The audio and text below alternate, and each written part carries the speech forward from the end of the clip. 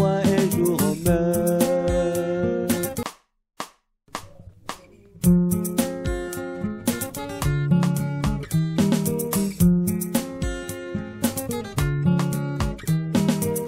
Un jour on est, un jour on croit, un jour on croit, un jour on meurt, un jour on est, un jour on est, un jour on croit, un jour on meurt, un jour on est, un jour on croit, un jour on croit, un jour on meurt, un jour on est, un jour on est, un jour on croit, un jour on meurt.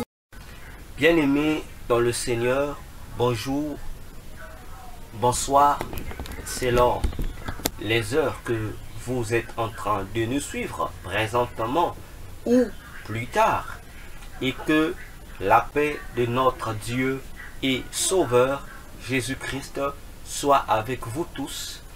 C'est toujours moi, le docteur Véracité KTN, et nous venons aujourd'hui, c'est pour finaliser avec l'explication de notre deuxième partie de l'étude sur comprendre ton rêve.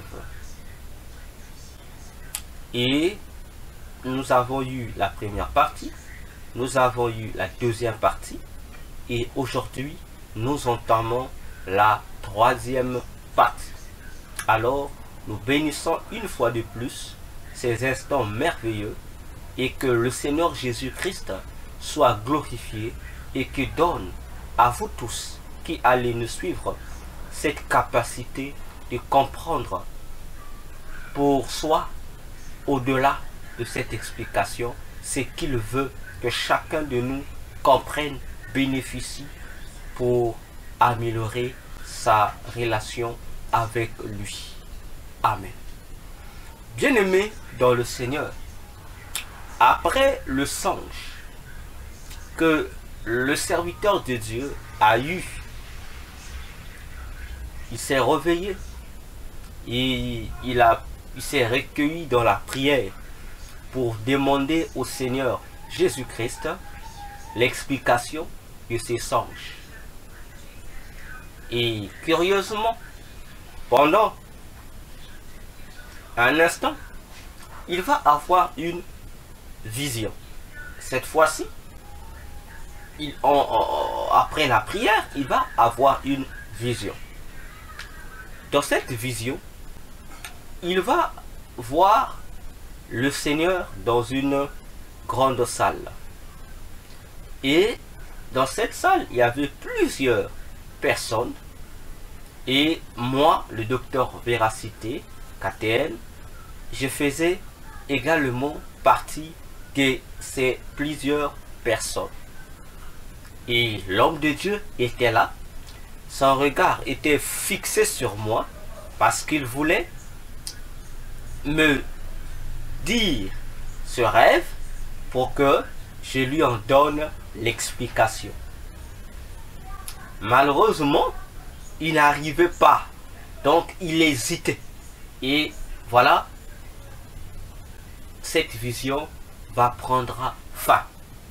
Et c'est cette vision que nous allons expliquer afin que cet homme de Dieu et le reste des bien-aimés dans le Seigneur qui se retrouveraient également dans la même situation en soient édifiés dans le nom puissant de Jésus-Christ. Homme de Dieu, ta vision que tu as eue est bel et bien la réponse du Seigneur Jésus-Christ à ta prière. Tu priais pour demander que le Seigneur t'en donne l'explication. C'est une bonne chose. Et le Seigneur te donne l'explication. Sinon, la réponse à ta prière sur la dite explication au travers d'une vision. Alors, dans cette vision, il te montre une salle où lui, le Seigneur, se trouve. Il te montre une salle dans laquelle le Seigneur lui-même s'y trouve. À côté du Seigneur, il y a plusieurs autres personnes, y compris moi. Et toi aussi, tu es dans la salle. Déjà, cette configuration, cette image de la salle est un message que le Seigneur donne. Donc, dans la réponse à ta prière, le Seigneur te répond de manière plurielle. Et cette pluralité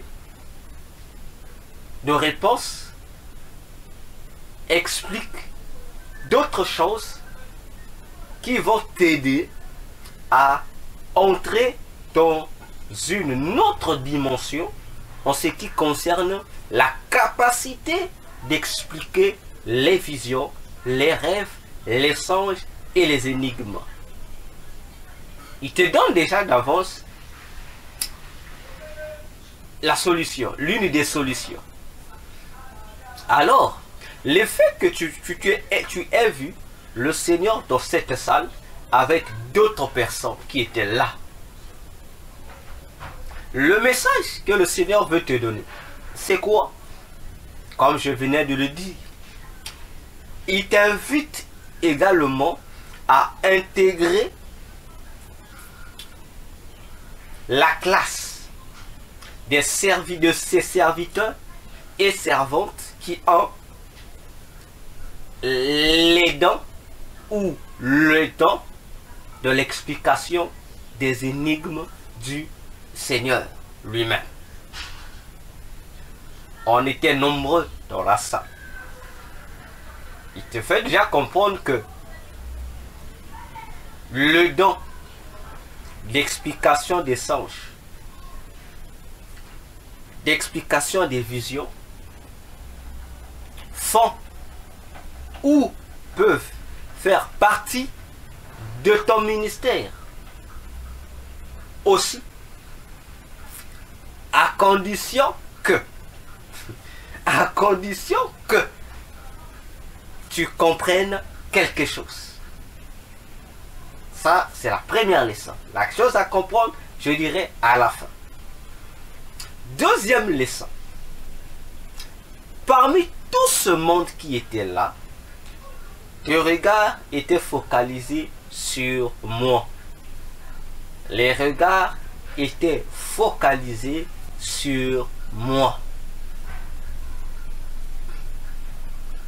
Alors, ça veut dire que le Seigneur Jésus te donne une autre astuce. Il te dit, non seulement que le don peut faire partie de ton ministère, seulement le don que toi, tu dois ou devrais recevoir en ce qui concerne ce domaine de l'explication des visions et des songes, c'est un don qui doit être identique à celui que moi, le docteur Véracité, j'ai. Cependant, il faudrait que tu sois capable de faire comme moi et de me dépasser. Je répète, le don de l'explication des songes, des visions, que tu dois ou devrais avoir, doit être identique au mien, mais supérieur, plus supérieur, ou encore plus puissant, ou plus développé que le don que moi j'ai. Voilà pourquoi ton regard est fixé vers moi. Ici, j'aimerais ouvrir une parenthèse que les gens n'aiment pas entendre, que la plupart des hommes de Dieu que nous sommes n'aiment pas entendre. C'est que l'objectif du ciel dans le rapport entre maître et disciple, c'est que le disciple devienne comme son maître et qu'il soit capable de dépasser le maître. Voilà le principe fonctionnel du ministère au ciel. Sauf que aujourd'hui, nous, les maîtres, nous, les hommes de Dieu, n'aimons pas voir dans la vie des disciples que nous encadrons ou des brebis que nous sommes en train de paître pour le Seigneur. Nous voulons toujours maintenir nos disciples, nos apprenants, les brebis soumises à notre responsabilité inférieure à nous, en prétexte que le maître doit toujours avoir une certaine supériorité sur ses disciples. C'est faux. Ça, c'est un raisonnement humain. Dans les raisonnements des hommes, dans la logique des hommes, c'est ce qu'ils trouvent bon. Mais dans la logique de Dieu, c'est l'inverse. Ce n'est pas la même chose. Preuve. Jésus lui-même a dit, celui qui croit en moi, il fera ce que moi j'ai fait, mais il fera des plus grandes œuvres que moi. Jésus, il fera ce que moi j'ai fait, c'est-à-dire, il va être capable de faire comme moi, mais il fera encore plus. Ok? Et l'histoire ecclésiastique de la Bible nous en démontre. Je prends un exemple, par exemple. Encore, permettez-moi la tautologie. Les disciples, je dis bien les disciples, faisaient des miracles comme Jésus le faisait. Mais la Bible nous dit, il y a certains disciples qui ont fait des miracles que Jésus n'a pas eu à faire. L'ombre de certains disciples, je dis leur ombre, guérissait les malades. Est-ce que l'ombre de Jésus guérissait-elle les malades? Non. Mais par certains disciples ont eu à expérimenter cela. Voyez-vous? Vous avez un bien-aimé comme Étienne, le diacre. Il arrivait un jour, pendant qu'il enseignait, il prêchait, il évangélisait la foule. Son visage, déclare la Bible, s'est mis à briller comme celui d'un ange. Tout le long de la vie de Jésus, de son ministère terrestre, il n'y a aucun endroit où Jésus, se présentant devant la foule, leur enseignant ou les prêchant, a eu à vivre un tel spectacle ou un tel phénomène. Non, ça n'a jamais eu lieu. Voyez-vous, ça n'a jamais eu lieu. Combien même, si nous repartons dans l'Ancien Testament, nous allons comprendre ce même principe-là, noir sur blanc.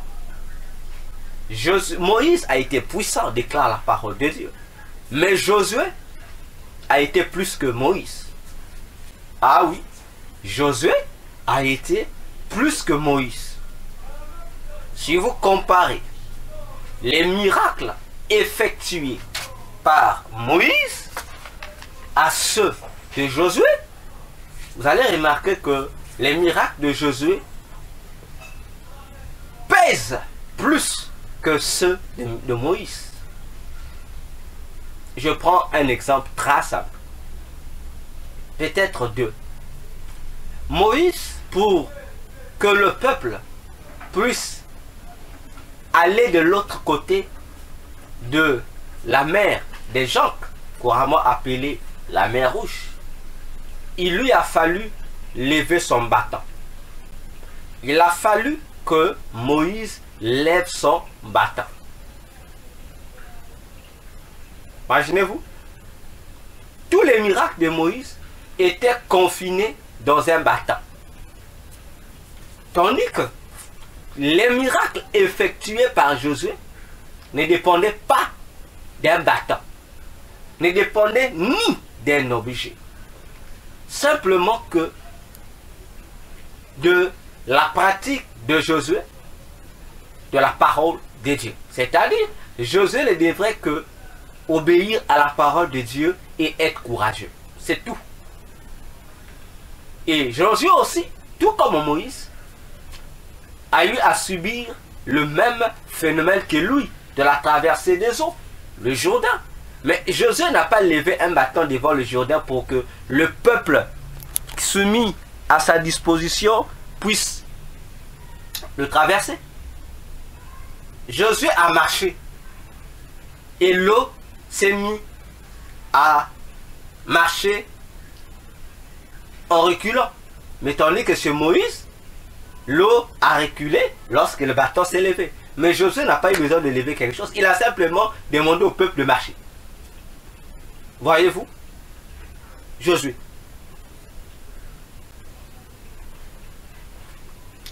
Je ferme cette parenthèse. Pour dire homme de Dieu, observe mon ministère. Observe mes dents. Imite et sois-en supérieur à moi. Car si tu sois supérieur à moi, c'est cette supériorité qui fera ta particularité. Car pour dépasser le maître, il faudrait d'abord être comme le maître. Une fois que tu seras capable de faire ce que je fais, à ce moment-là, ça sera pour toi le point, la base qui te permettra maintenant de me dépasser afin d'entrer dans ta spécialité. Voilà la deuxième leçon de ta vision comme réponse à la question que tu as demandée au Seigneur. Alors, troisième leçon, tu étais là, mais tu voulais bien m'exposer ta situation, ton songe, mais tu hésitais. Tu hésitais.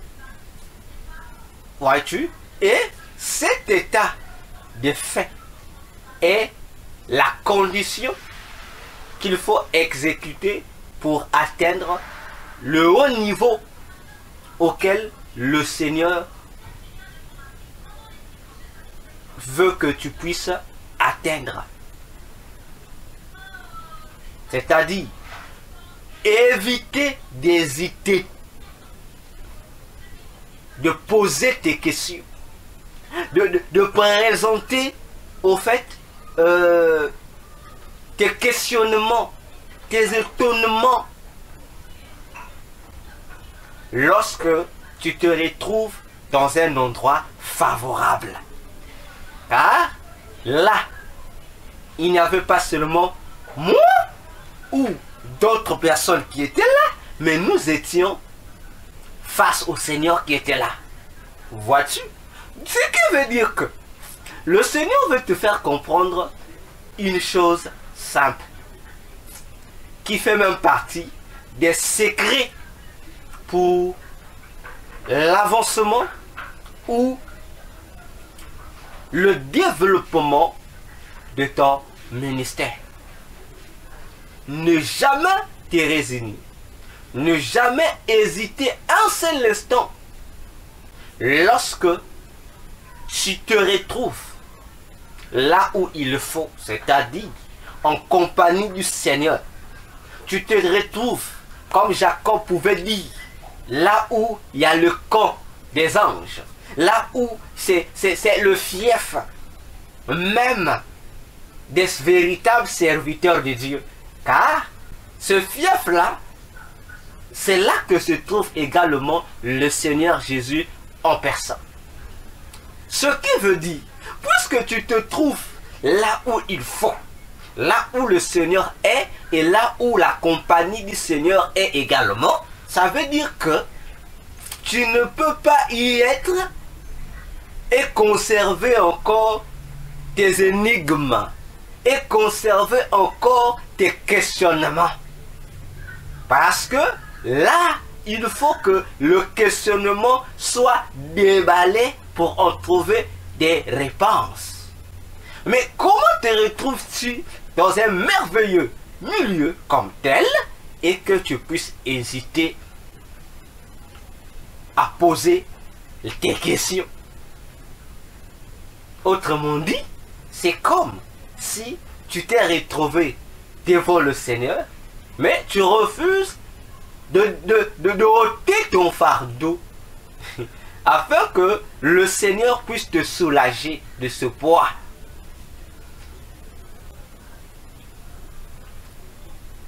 J'ouvre une deuxième parenthèse qui doit attirer l'attention de tous.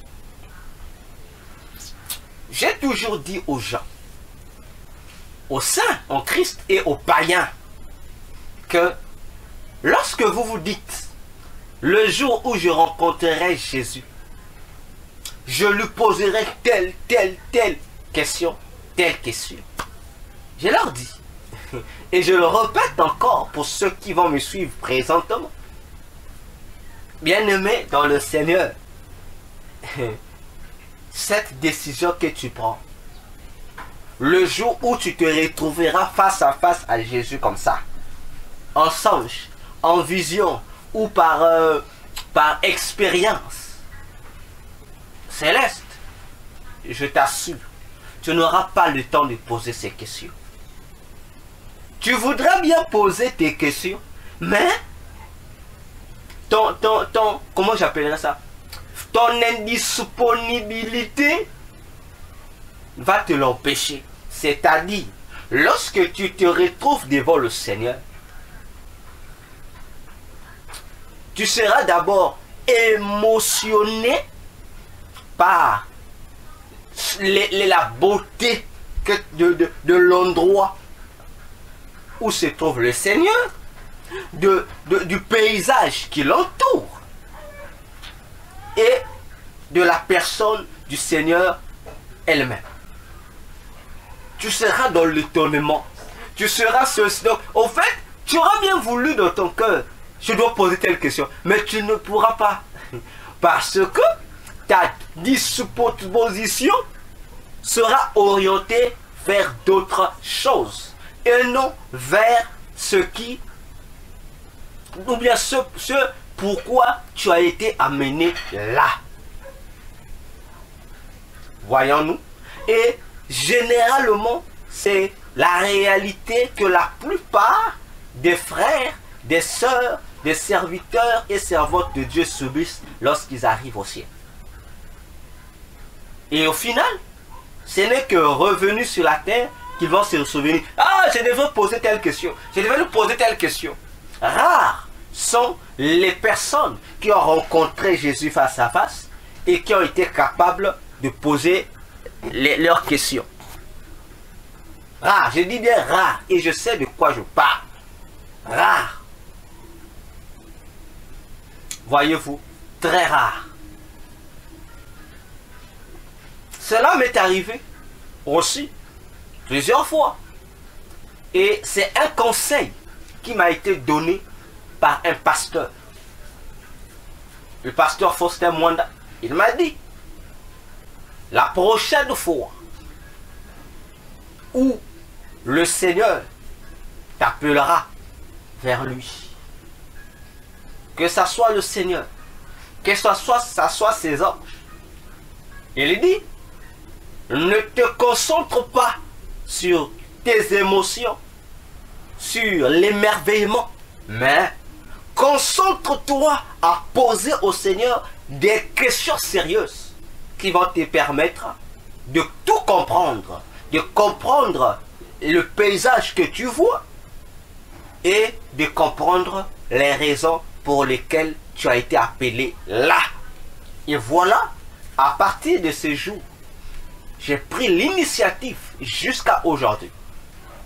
Lorsque j'ai une expérience spirituelle, en vision, en extase ou peu importe la manière, je pose des questions